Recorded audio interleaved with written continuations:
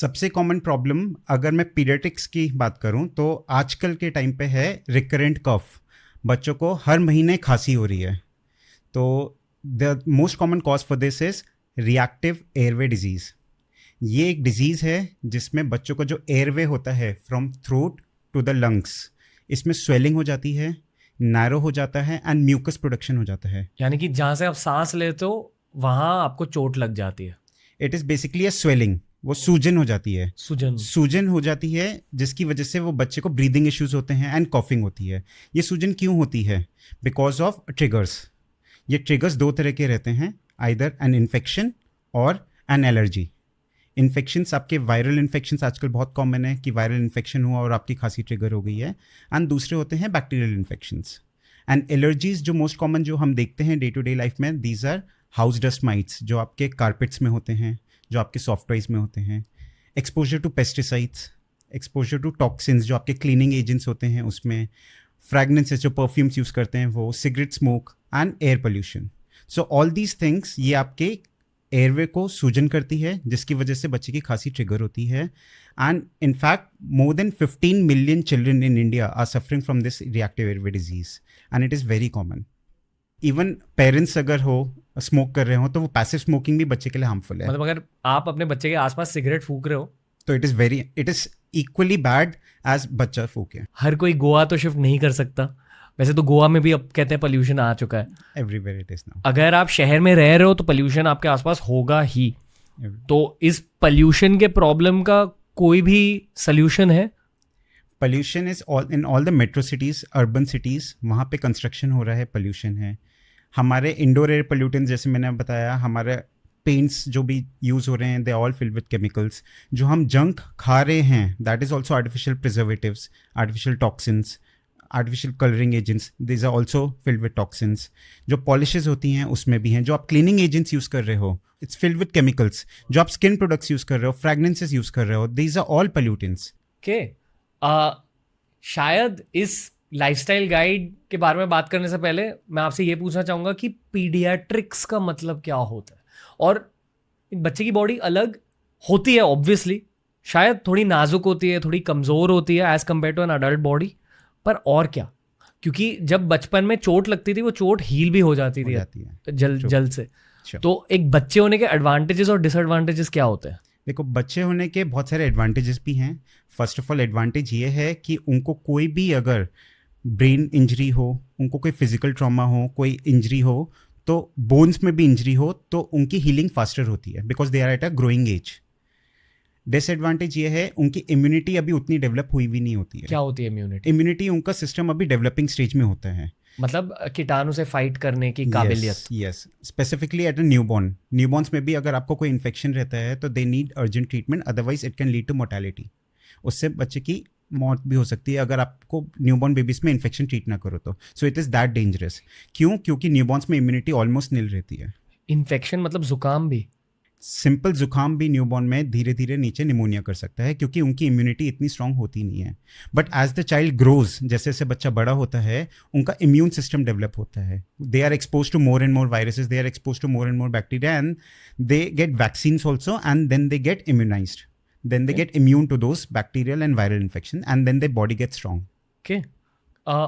अक्सर जिन पेरेंट्स के दिमाग में बहुत ज़्यादा टेंशन होती है एक बच्चे की कंडीशन को लेकर, वो टेंशन डेफिनेटली उनके खुद के स्ट्रेस की वजह से हो रही है, पर ऐसे केसेस में क्या हो रहा होता है बच्चे में? इतनी टेंशन क्यों? क्योंकि उनके लिए पूरी लाइफ है उनका बच्चा, वो सब कुछ कर सकते हैं अपने बच्चे के लिए। अगर बच्चों को बुखार भी अगर 3 दिन से ज़्यादा रहता है तो पेरेंट्स बहुत टेंशन में रहते हैं और कोई प्रॉब्लम तो नहीं है। खुद पे फीवर हो चाहे वो 10 दिन भी हो, पेरेंट्स को इतना प्रॉब्लम नहीं होता है, वो अपना दवाई लेते हैं। बट बच्चों में अगर फीवर थोड़ा सा भी प्रोलॉन्ग हो जाए, हाई फीवर हो, कुछ प्रॉब्लम हो, पेरेंट्स बहुत जल्दी स्ट्रेस आ जाते हैं। क्यों? क्योंकि एक तो उनका ब्रेन भी इतना मेच्योर नहीं होता है, तो अगर फीवर भी हाई फीवर है तो they are at risk of fits आना, क्योंकि फीवर जो होता है वो कई बार दिमाग में चढ़ जाता है बच्चों को, दौरे पड़ते हैं, तो they are at risk of febrile seizure till the age of 5 years। मतलब अगर बॉडी के अंदर बुखार ज्यादा हो गया तो दौरे पड़ सकते हैं up to the age of 5 years usually. और ये नॉर्मल चीज़ है? बिल्कुल नॉर्मल है और ये बहुत कॉमन है। एंड अच्छी बात है, ये वाले जो दौरे होते हैं जो फीवर से आते हैं, ये यूजुअली बच्चा जैसे बड़ा होता है उनका जो ब्लड ब्रेन बैरियर होता है वो स्ट्रांग हो जाता है, तो फीवर के साथ फिट्स आना यूजली 5 years तक ठीक हो जाता है। यूजली जो फीवर के साथ फिट्स आते हैं वो सेल्फ लिमिटिंग होते हैं, वो अपना आप ही कुछ सेकंड्स में रुक जाते हैं। कुछ सेकंड्स में? हाँ, Okay. 15 to 30 seconds। बट अगर वो फिट्स ज़्यादा देर तक आए तो you should definitely reach an emergency. वहाँ पे उनको कुछ मेडिसिन दी जाती है टू स्टॉप दैट फिट। ज्यादा देर मतलब कितनी? ज़्यादा देर मतलब मोर देन 2 minutes अगर वो फिट्स हों तो ये लाइफ थ्रेटनिंग होता है, एंड उस केस में आपको इमरजेंसी में जाना होता है। एक दौरे की फीलिंग क्या होती है? दौरा बेसिकली बच्चा अनकॉन्शियस हो जाता है, बच्चे को इन्वायरमेंट का नहीं पता होता है, दांत को क्लेंच करता है, हाथ पैर टाइट कर लेता है ऐसे। एंड इसमें 2-3 चीज़ें जो पेरेंट्स गलतियां करते हैं वो चीज़ नहीं करनी चाहिए। नंबर 1, दौरे के दौरान बच्चे को सीधा ना लेटाएं, उसको करवट करके लैटरल पोजीशन में लेटाएं। नंबर 2, दौरे के दौरान उसको पानी ना पिलाने की कोशिश करें, क्योंकि अगर दौरे के दौरान आप उसको कुछ भी ओरली दोगे तो वो गलती से खाने की पाइप की जगह सांस की नली में चले जाता है, एंड बच्चा वो एस्पिरेट कर जाएगा, मतलब सांस की नली में चले जाएगा पानी, एंड वो दौरे से नहीं बल्कि एस्पिरेशन मतलब वो जो पानी दिया वो सांस की नली में जाने से चोकिंग से मर जाएगा। एस्पिरेट मतलब गलत रास्ते में चले गलत जाना। रास्ते में चले जाता है। Okay. Instead of going to the food pipe वो चले जाता है आपके सांस की नली में, और फिर वो बच्चा जब वो सांस की नली में गया तो वो ब्रीदिंग भी बच्चे की स्टॉप हो सकती है। एंड तीसरा, जब भी बच्चे को फिट्स आए, कई बार होता है कभी पेरेंट्स झाड़ रहे हैं, कभी कुछ कर रहे हैं, तो वो सब ना करके instead of wasting time on that, parents should reach the emergency on time, क्योंकि अगर टाइम पे ट्रीटमेंट मिलेगा तो baby will be fine. Okay. जब हम लोग बच्चे थे तो इतने प्रॉब्लम्स थे? प्रॉब्लम्स थी, बट इतनी नहीं थी जो अभी लास्ट 10 years में हुई हैं। अब ज्यादा हो चुके हैं। बहुत, almost like Envi- 4 times। Almost 4 times। हाँ। एनवायरमेंट की वजह से। environment and majority of the diseases are lifestyle diseases, genetics is also playing a role। जो डाइट चिल्ड्रन आर हैविंग उसका काफ़ी इम्पैक्ट हुआ है, जो इन्वायरमेंट में बच्चे रह रहे हैं उसका काफ़ी इम्पैक्ट रहा है। ओके। अब तक जो भी आपने कहा, मैंने ये सीखा कि बच्चे की इम्यूनिटी को ज़्यादा स्ट्रॉन्ग बनाना चाहिए बेसिकली। इम्यूनिटी के बारे में थोड़ा बात करें। मतलब हमारी एज पे कहते हैं एक्सरसाइज करो, हेल्दी खाना खाओ, सब्जियां खाओ, प्रोटीन लो, एट्सेट्रा। बच्चे के लिए भी सेम रूल्स अप्लाई होते हैं? या 5 थिंग्स जो आप बच्चे की इम्यूनिटी के लिए कर सकते हैं। नंबर 1, उनको एक हेल्दी डाइट दें। हेल्दी डाइट में क्या आएगा, आप उनको फ्रूट्स एंड वेजिटेबल्स दीजिए, उनको प्रोटीन्स दीजिए, कार्बोहाइड्रेट्स दीजिए, होल ग्रेन्स दीजिए। उनको junk food, processed food, high salt या हाई शुगर फूड्स बिल्कुल ना दीजिए। कोई भी चीज़ जो एक पैकेट से निकले। Package food, ask them to read the label first. पीछे पढ़े हैं उनको, बच्चों को सिखाओ एट एन अर्ली एज कि अगर आप पैकेज फूड खा रहे हो तो पीछे लेबल ज़रूर पढ़ें। लेबल पढ़ेगा इंडिया। या that is a trend which is going on and it is very important. जी। स्पेसिफिकली अगर लेबल्स में आपका रिफाइंड फ्लावर है, मैदा है, चीनी है, उसमें पाम ऑयल है, तो डेफिनेटली ये चीज़ें बच्चों को ना दें। कभी कभी आप दे रहे हो तो it's fine, like once in a week and all it's fine, but in today's era आजकल क्या होता है, आप फ्रिज खोलो, it's filled with candies, it's filled with chocolates भरी हुई हैं। आप अलमीरा खोलो, वहाँ पे पैकेट चिप्स रखे हुए हैं, बिस्किट्स रखे हुए हैं full of maida, and they are having on a daily basis as snacks, which is not good. पहले क्या होता था, वंस अ वीक खा लिया, ठीक है, इट्स फाइन, बट अभी तो बच्चे डेली खा रहे हैं। यहाँ पेरेंट्स को खुद के हेल्थ पर भी फोकस करने की ज़रूरत है फिर, अगर घर पे ही ऐसी चीज़ें रखी हुई है। Parents are the role model.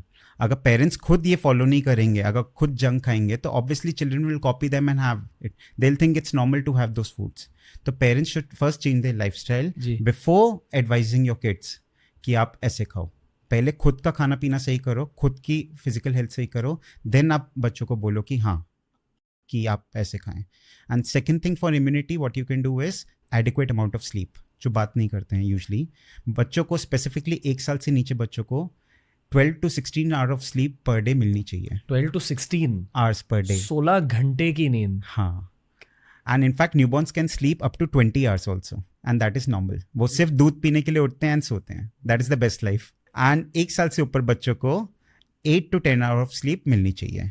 ठीक है, sleep plays a very important role in building the immunity of the child. Sleep बच्चे की एडिक्वेट रहेगी तो बच्चे की इम्यूनिटी काफ़ी अच्छी रहती है। आई थिंक हर भारतीय पेरेंट को नींद की इम्पोर्टेंस के बारे में जानना बहुत ज़रूरी है। It's very important. I feel कि हमारे जनरेशन में लोग नहीं जानते थे कि नींद इतनी ज़रूरी होती है, 90s में, 2000s में, पर अब साइंटिफिकली स्पीकिंग ये शायद लाइफ का सबसे बड़ा फैक्टर है एक हेल्थ पर्सपेक्टिव से, mental health, physical health.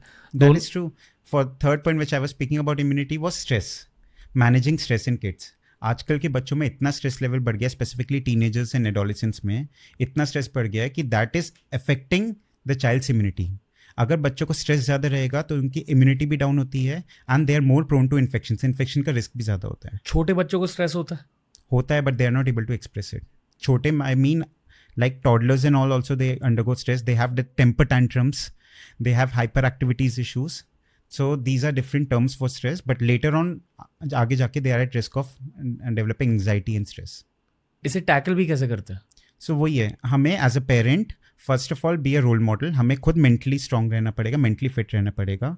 Secondly बच्चों को एक ऐसा इन्वायरमेंट दो जिसमें बच्चा कंफर्टेबल रहे, जिसमें वो खुल के एक्सप्रेस कर पाए, एक ऐसी अपॉर्चुनिटीज़ दो जो वो अपनी जाके एक्टिविटीज़ जो उसको करनी है करे। आप रेगुलरली बच्चे से बात करो कि कोई उनको प्रॉब्लम तो नहीं हो रही है, कोई चीज़ वरी तो नहीं कर रही है। Have a open relationship with the child instead of being bossy. ये बहुत सही टिप दिया आपने, बातें करनी चाहिए। बिल्कुल, उनसे डिस्कस करना चाहिए। If they are having any issues, आपको कुछ डिस्कस करना है तो हमें बताइए। That is the third point of stress which helps in immunity boosting. Fourth, which I am telling is for the child is physical activities. Physical activities बहुत ही important है। Minimum 1 hour of physical activities बच्चों को करनी चाहिए हर दिन minimum 1 hour. Be it in a form of sports, like अगर उनको football पसंद है, उनको बास्केटबॉल, स्विमिंग, कुछ भी नहीं तो normal exercises they can do with the parents. They can, if a child is bit बिगर, आप उनको योगा स्टार्ट करवा सकते हैं। तो exercise every day if they do, इससे इनकी इम्यूनिटी काफ़ी बूस्ट हुई। आई थिंक एज 4 से एज 9 तक मैंने फिजिकल एक्टिविटीज कम करे क्योंकि मुझे मेरे सामने वाले ऑप्शंस अच्छे नहीं लग रहे थे। आई थिंक एक बच्चे को फिजिकल एक्टिविटी एंजॉय भी करनी चाहिए, फिर वो बहुत आसानी से कर पाते हैं। That is true. And the last point for immunity for the child is vaccination. बच्चों को उनकी टाइम के अनुसार जितनी वैक्सीन्स हैं वो अप टू डेट करवानी चाहिए, बिकॉज वैक्सीनेशंस जो भी जितनी भी अवेलेबल हैं एट प्रेजेंट बच्चों के लिए वो सारी रिसर्च ड्रिवन हैं, 5 to 10 years की रिसर्च के बाद आई हैं। एंड डिजीजेस लाइक निमोनिया, डायरियाज, आपके फ्लू, टाइफॉइड, इन सब की वैक्सीन अवेलेबल हैं। तो पेरेंट्स अगर वो सोचते हैं कि नहीं वैक्सीन नहीं लगवानी है या कॉस्टली हैं, तो they if they can afford to go for a movie, if they can afford, वो एक बाहर जाके रेस्टोरेंट में खाना खा सकते हैं, तो I am sure they can afford a simple vaccination for the child. अगर बाई चांस वो प्राइवेट में नहीं करा सकते हैं तो they can go for government vaccination also. ऐसे पेरेंट्स होते हैं आज भारत में, बहुत हैं जो वैक्सीनेशन नहीं करवाते बच्चे का। बहुत पेरेंट्स हैं, कईयों को तो मिथ है कि नहीं वैक्सीन से मेरे बच्चे का और इम्यूनिटी डाउन होगी, and that's a myth. Vaccines बहुत ही ज़रूरी हैं। इनफैक्ट इतनी सारी डिजीजेज हैं, पहले के टाइम में निमोनिया से इतनी डेथ होती थी, डायरिया से इतनी डेथ होती थी, इतने सारे केसेस होते थे, पोलियो के केसेस होते थे, but because of vaccinations only we are having less mortalities in India, because अभी बच्चे काफ़ी वैक्सीनेट हैं, क्योंकि अभी काफ़ी सारी वैक्सीन्स गवर्नमेंट शेड्यूल में भी आ गई हैं, जो बच्चों जाके जो अफोर्ड नहीं करते हैं वो लगवाते हैं, and they are protected against those vaccines. देखो वैक्सीन्स बर्थ से स्टार्ट होती हैं। बर्थ पे बच्चों को 3 वैक्सीन्स लगती हैं, hepatitis B, BCG and polio. Then बच्चों को 6 वीक्स, 10 वीक्स एंड 14 वीक्स पे वैक्सीन्स लगती हैं, जो DPT होती है, हिब होती है, IPV होती है, इसके अलावा निमोनिया एंड रोटा वायरस की होती है। टोटली कितने? ये टोटली बहुत सारी है। इसमें आपकी DPT आती है जो डिप्थीरिया, पर्ट्यूसिस, टेटनस, इसके अलावा इंजेक्टेबल पोलियो वैक्सीन्स होती है, हिब वैक्सीन होती है, निमोनिया की वैक्सीन्स होती हैं एंड रोटा वायरस होती है। ये सारी 6 वीक्स पे भी लगती हैं, सेम ही रिपीट 10 वीक्स पे एंड 14 वीक्स पे होती है। एक पेरेंट को क्या करना है? हॉस्पिटल जाके बस पूछना है कि एक वैक्सीन स्केड्यूल बनाना है बच्चे के लिए। जब भी बच्चा पैदा होता है कोई भी हॉस्पिटल में, वहाँ पे उनको बर्थ की तीनों वैक्सीन दे दी जाती हैं एंड उनको नेक्स्ट डेट दे दी जाती है, वो 1.5 महीने की होती है, जो 6 वीक्स वैक्सीनेशन होती है। तो वो वैक्सीनेशन कार्ड जब बन जाएगा उसको आपको फिर बर्थ के बाद 6 वीक्स पे जाना होता है एंड वो वैक्सीनेशन करवानी होती है। क्या एक पेरेंट को एक बच्चे का दुख पता चल जाता है? बिल्कुल, हर पेरेंट को ना। बिल्कुल, in fact mothers are the first जज। डॉक्टर्स को भी पता नहीं होता कई बार, बट मदर को सब चीज़ पता होती है। बहुत बार ऐसा होता है कि मदर को पता है कि बच्चा पेन में है, ठीक है। मदर्स की जो इंस्टिंक्ट होती है उससे बड़ी चीज़ कुछ नहीं है। तो अगर मदर को पता है कि कुछ नॉर्मल नहीं है तो वो कंफर्म है कि नॉर्मल नहीं है, वो ऐसे ही नहीं जाते डॉक्टर के पास। कुछ ऐसे मदर्स होते हैं जो ज़्यादा टेंशन ले लेते हैं। बहुत हैं। टुडेज एरा जो अभी न्यू पेरेंट्स आ रहे हैं, दे आर ओवर स्ट्रेस्ड कि ये मेरा बच्चा दूध कम क्यों पी रहा है, मेरा बच्चा दूध ज़्यादा क्यों पी रहा है, मेरा बच्चा ये क्यों नहीं कर रहा है, बच्चे ने पॉटी क्यों नहीं की है, मेरे बच्चे ने अभी सुसु क्यों नहीं किया है। वो स्ट्रेस लेवल इतना बढ़ा देते हैं अपना कि उससे और प्रॉब्लम्स हो जाती हैं। और उनकी मेंटल हेल्थ खराब हो जाती है। उनकी खुद की मेंटल हेल्थ खराब होती है।